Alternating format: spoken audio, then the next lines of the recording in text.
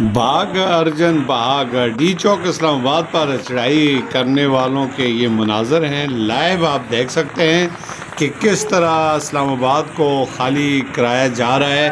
جب سے آپریشن شروع ہوا ہے تو یہ دودھ پینے والے مجنو اور خون دینے والے مجنو کا فرق سامنے کھول کر سامنے آ چکا ہے۔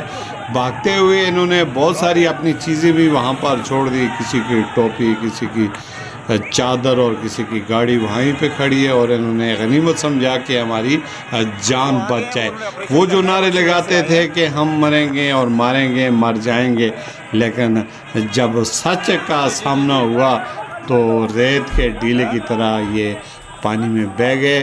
اور کہا یہ جا رہا ہے کہ علی امین گنڈاپور بھی غائب ہے، اور اس کے غائب ہونے کی خبر کے ساتھ ہی جیالوں کے حوصلے پست ہو گئے اور وہ ادھر ادھر بھاگنے لگے۔ تاہم سیکورٹی انتظامات اتنے سخت کر دیے گئے کہ واپس کے کے آنے والوں کے راستے بھی بند کر دیے گئے ہیں۔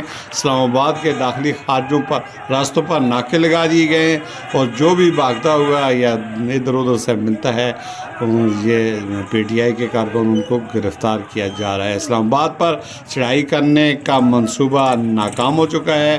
وہاں پر سرکاری املاک کو نقصان پہنچانا، سرکاری عمارتوں کو نقصان پہنچانا یا پھر وزراء کو نقصان پہنچانا یا بہت بڑی منصوبہ بندی کو سیکورٹی آپریشن نے ناکام بنا دیا گیا ہے، جبکہ فارن سے ڈیلیگیشن بھی اسلام آباد آ رہے ہیں، اور اسلام آباد ایک ترقی کی راہ پر گامزد تھا۔ جب بھی کوئی باہر سے کوئی ڈیلیگیشن پاکستان آتا ہے تو یہ پاکستان تحریک انصاف اس طرح کی صورتحال پیدا کرتی ہے۔ 2013 میں جب چائنا کے صدر پاکستان آ رہے تھے تو اس وقت بھی یہی صورتحال تھی۔